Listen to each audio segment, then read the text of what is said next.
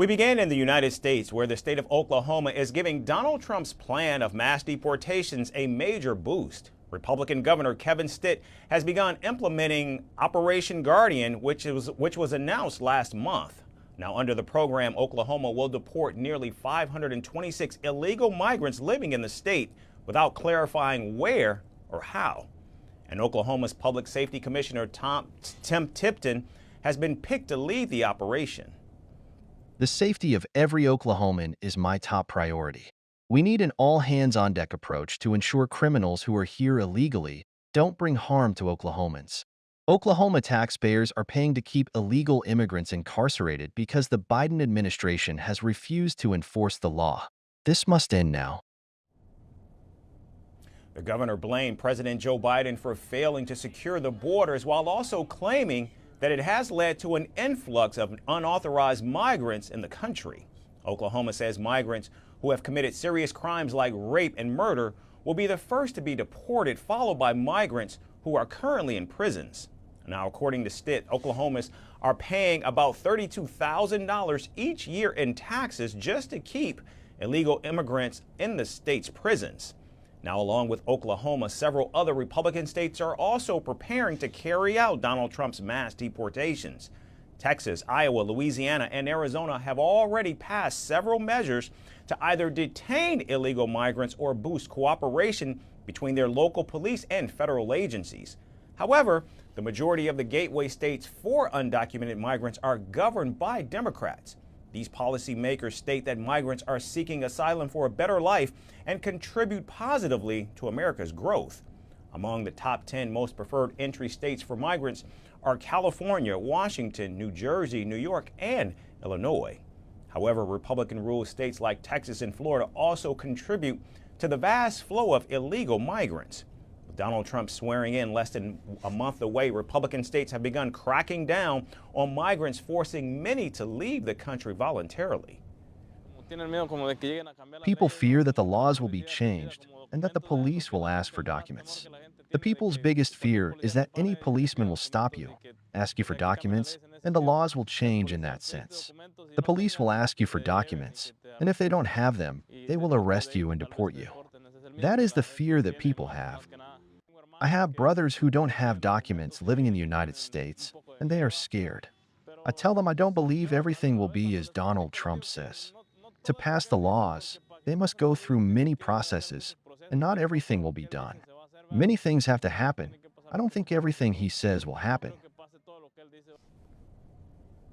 Now, Texas already promised to give land to the incoming administration to use for carrying out mass deportations.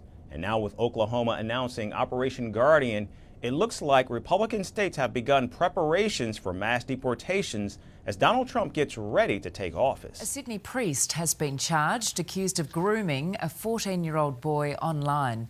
Sex crimes detectives are now combing through devices allegedly belonging to Father Guy Harcher to investigate any other potential victims. A Catholic priest in handcuffs on a Pendle Hill street during what he allegedly thought was a meet-up with a 14-year-old boy. He was certainly surprised that it was a number of detectives that turned up. Police allege Father Guy Harcher was using a Facebook account to share child abuse material overseas earlier this month. Sex crimes detectives posing as a 14-year-old boy say they then began speaking to the 77-year-old online. Who then shared with us a number of sexually explicit photographs and discussed in detail sexual acts that he would like to commit with that 14-year-old boy. A meet-up was arranged around midday yesterday where Harcher was arrested. He was today granted bail at Parramatta Court but will spend Christmas Eve behind bars at Emu Plains after failing to meet his bail conditions.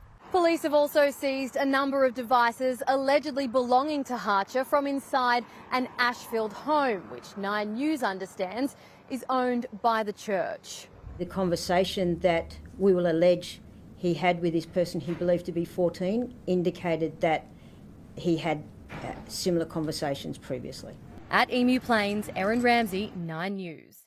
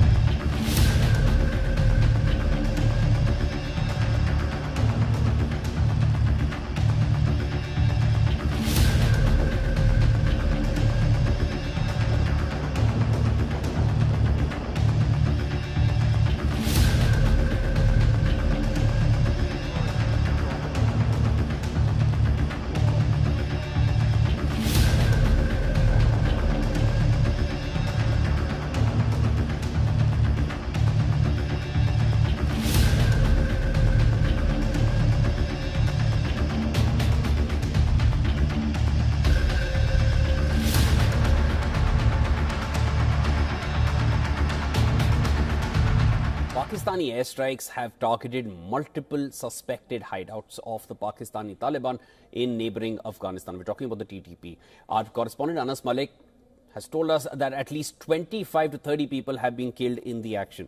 Now, the strikes were carried out on the Barmal district of Paktika province bordering Pakistan. According to sources, at least 6 explosions took place in the Pakistani Taliban camp, and Pakistani jets were reported to be in the area. The airstrikes have caused severe civilian casualties and a widespread destruction as recovery efforts continue.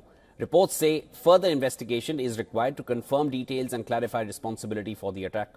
Now, this comes amid escalating tensions between Pakistan and its neighbor Afghanistan over the presence of Pakistani militants in Afghanistan.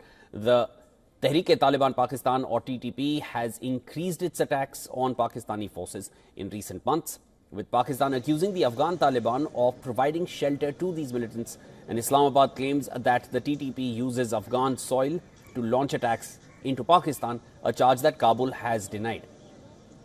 In the reported precision strikes deep inside Afghanistan, Pakistan has targeted 4 TTP camps and also the office of Umar Media, the TTP's media arm.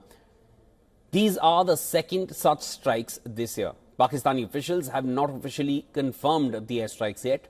The Taliban's Ministry of Defense has vowed to retaliate following the airstrike. The ministry has said defending their land and sovereignty is their legitimate right, claiming that Waziristani refugees were among those targeted.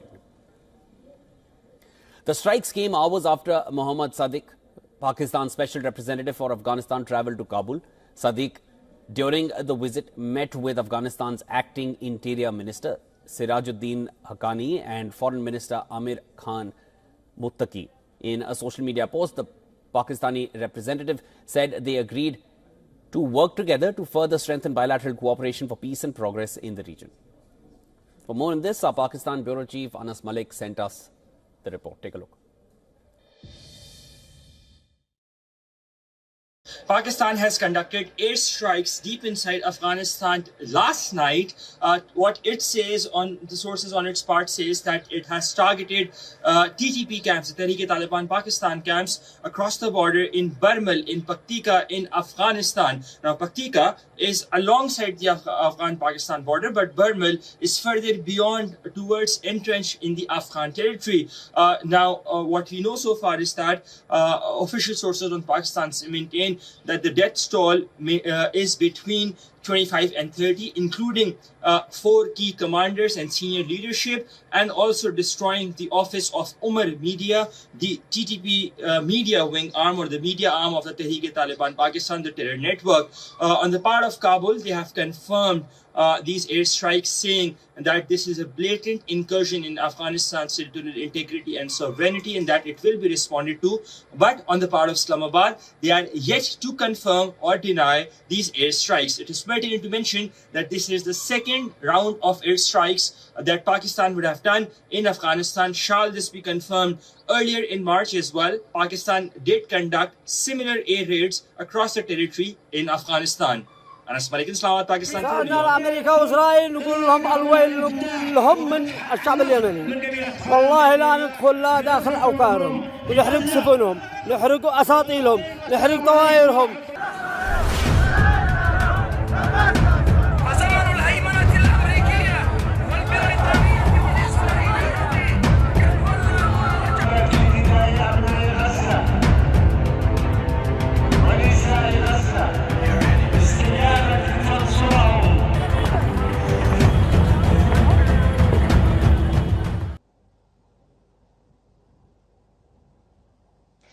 And moving to southern Africa, where Zambia has arrested 2 men over an alleged plot to bewitch the country's president. 2 suspects, a Mozambican national and a Zambian village chief, have been arrested by the police in Zambia's capital of Lusaka for allegedly trying to harm Zambia's president, Hakainde Hichilema, by using witchcraft. According to the Zambian police, the suspects were found in possession of assorted charms, including a live chameleon, and alleged practicing witch doctors. Now, the police said that the 2 were on a purported mission of using the charms to harm the head of state of Zambia. The Zambian police have drawn a link between the suspects and the opposition and they allege that the two suspects who are arrested were hired by the brother of an opposition member of parliament, Jay Banda, who is facing trial for robbery, attempted murder, and escaping police custody to bewitch the president. The police also said that the suspects disclosed that they had agreed to receive a full payment of $7,400 from the MP Jay Banda's brother, who is also on the run. Now, the police have said that the two suspects would be charged under Zambia's Witchcraft Act for animal cruelty as well as practicing witchcraft in the country. Hakainde Hichilema has been the president of Zambia since 2021. The president has been accused of intimidating opposition, media, and arresting his critics. He has also been blamed for growing corruption in the country. He has survived an alleged assassination attempt while he was in the opposition in 2019. Now, local media reports suggest that the revelation of this plot sent shockwaves across the nation. Authorities have reportedly also urged citizens to report suspicious activities. But social media users chose to comment more on the arrest. Some users mocked the government on arresting wizards. The others called it a distraction from the real issues that the country is facing. The arrest of the two suspects also drew criticism from rights groups. The Advocacy for Alleged Witches, which is an organization that campaigns against witchcraft accusations and witch prosecution, said that the police broke the law and that the arrest was a waste of legislative resources of Zambia. It also demanded that the charges against the suspects must be withdrawn and they should be freed at the earliest. Now, witchcraft practices are widely believed to exist in Zambia. Many people in the southern African country reportedly believe in and live in fear of witchcraft. Not just Zambia, witchcraft is deeply rooted in cultures and communities of several other countries in Africa, especially the sub-Saharan Africa. However, over the years, the prosecution of witchcraft practitioners has also increased in these countries. In countries such as Nigeria and Kenya, witch doctors are hunted and sometimes even killed. The killings also drew UN intervention. Now, in 2021, the UN Human Rights Council passed a resolution condemning the rights violations associated with witchcraft practitioners. Now, the two suspects arrested in Zambia will be produced in court soon. But was witchcraft really used to plot the assassination of Zambia's President Hakainde Hichilema? Or is the government trying to crack down on the opposition by linking it to witch doctors?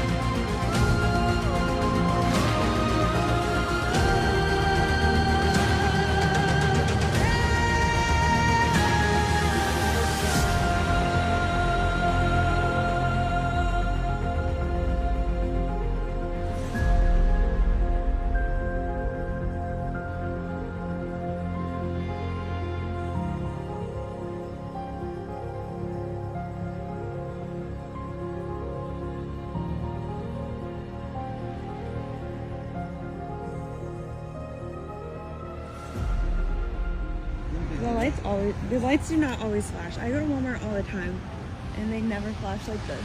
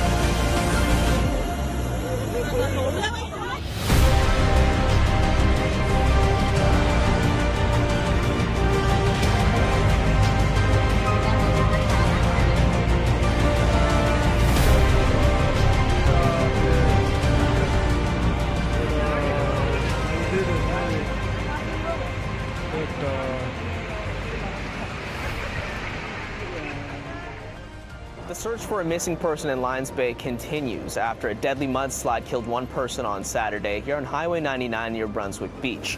The mudslide swept away one house entirely off of its foundation, and crews are now using heavy equipment and machinery to locate the missing person, and the village of Lions Bay is still in a local state of emergency. In a recent update from Lions Bay, 2 homes on Goldenrod Drive and 2 homes on Crystal Falls Road remain under evacuation as engineers continue making geotechnical assessments of the slide area. Emergency operations say there are around 50 to 100 trees in the slide area that are marked as dangerous, and they're being dealt with. Breaking news right now, there is a new landslide that is now delaying the reopening of I-40 through the Pigeon River Gorge in North Carolina. It'll impact a lot of travelers. NCDOT says another chunk of the asphalt fell away from the eastbound lanes, and it's another hurdle that they have to overcome to safely reopen the interstate. Crews say wet weather and freezing temps contributed to this happening. There are 10 other damaged areas in this location that are being monitored. NCDOT initially had hoped